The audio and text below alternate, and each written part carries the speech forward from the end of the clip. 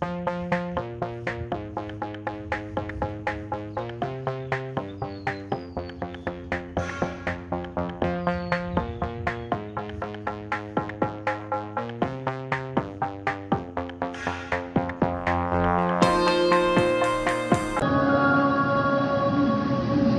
Lord be with you. And with your spirit. The reading of the Holy Gospel according to Matthew. Glory to you, O Lord.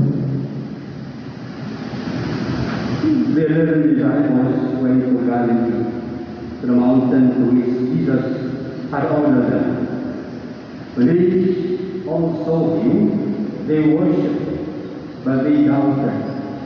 Then Jesus approached and said to them, "All power in heaven and earth has been given to me.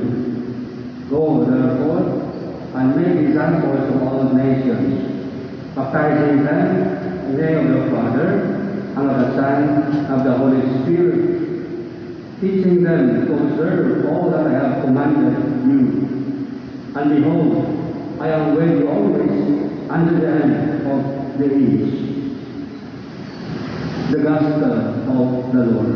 Praise to you, Lord Jesus Christ.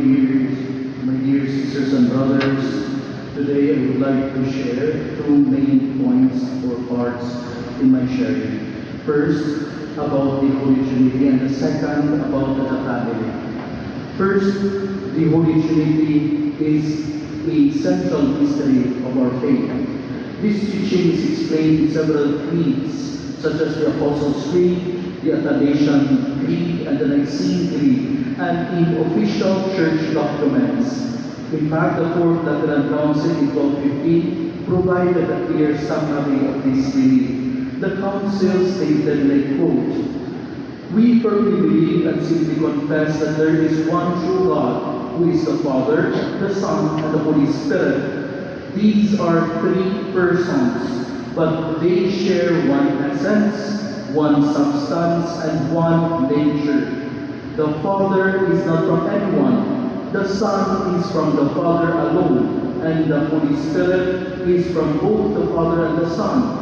They are consubstantial, co-equal, co-omnipotent, and co-eternal," unquote.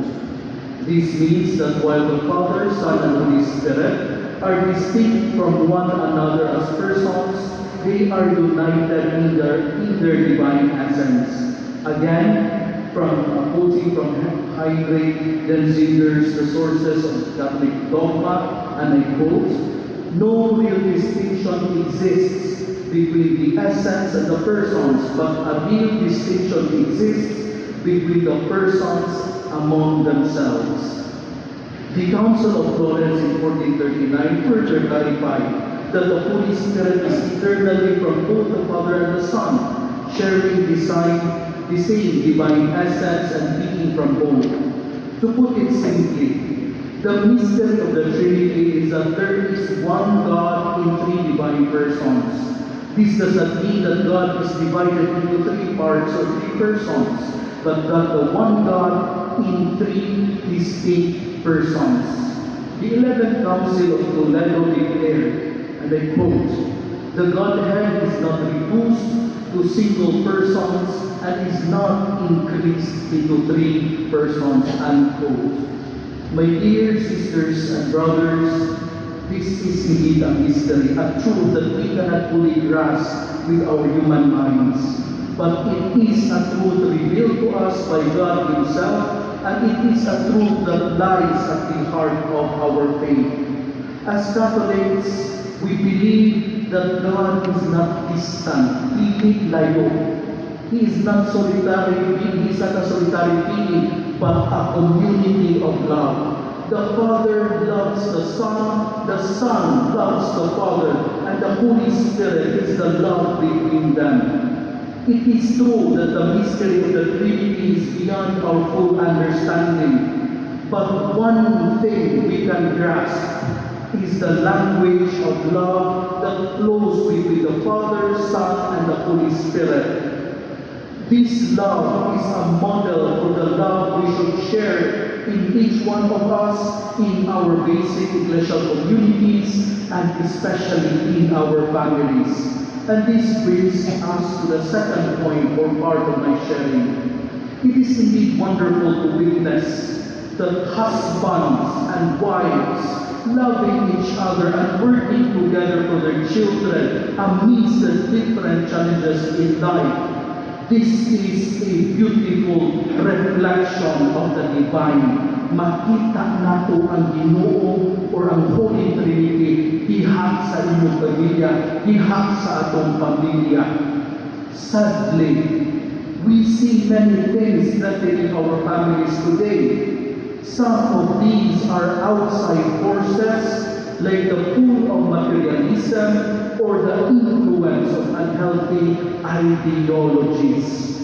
But there are also threats that come from within: infidelity, indifference, greed, selfishness, the breakdown of marriages, and now in our very midst, the new threat of families comes into play: divorce. It breaks my heart when I hear of families struggling. I know that many times people feel trapped or hurt, and they believe divorce is the only way out. It is not the only solution, my dear brothers and sisters. It will only add to the different wounds, both from the couples, especially, and the worst, to the children. Ayaw tiyain ninyo yung mga anak, kay tungod na wala yung ugmas matagpusan. Ayaw isakripisyo ang mga bata, kay tungod na nila uglain. Yes, we hear repetitive, sige balik-balik na reasons like abusive relationships or incompatibility. But we must also remember that there are ways to address this issue through both church, which can be seen in her documents and apostolates, and civil laws. Di man po abogado diri, but we can see that in the family code and so on, the different laws. My dear sisters and brothers, let us not give up on love so easily. Sa kasay o sukit ay do. Sa tunga-tunga sa kamilyoon, I don't like you na. Kaya nanggawas ng mga Pilipin kung nangaupaw na ang bana. Rason din ay kabuha. Again, my dear sisters and brothers, do not give up on love so easily. There are other paths to healing and reconciliation. Our church and our different basic ecclesial communities or devotional groups offer support and guidance for couples in trouble. Let us seek those resources and remember that love is worth fighting for. Hindi ko mapapagutin mo. Ibaw ako mahigugma. Do you still say, I love you? The protection of families is worth fighting for. As members of the church, as disciples of Christ, we have a special responsibility to show the world what love looks like. But we cannot do that if we ourselves are caught up in the very things that threaten our families: materialism, infidelity, selfishness, greed, indifference, and a lack of sacrifice can weaken our ability to love. So today, my dear sisters and brothers, I invite all of us to rekindle the love of the Trinity in our hearts. Let us reflect on the selflessness of God's love, and let that love overflow into our families and our communities. Let us be people who love, who sacrifice, who forgive, and who put the needs of others before our own. Remember, my dear sisters and brothers, love is a choice we make every day. It is a choice to see the good in others, to extend a helping hand, and to build up communities and families rather than tear down. Remember the words of Jesus in today's gospel.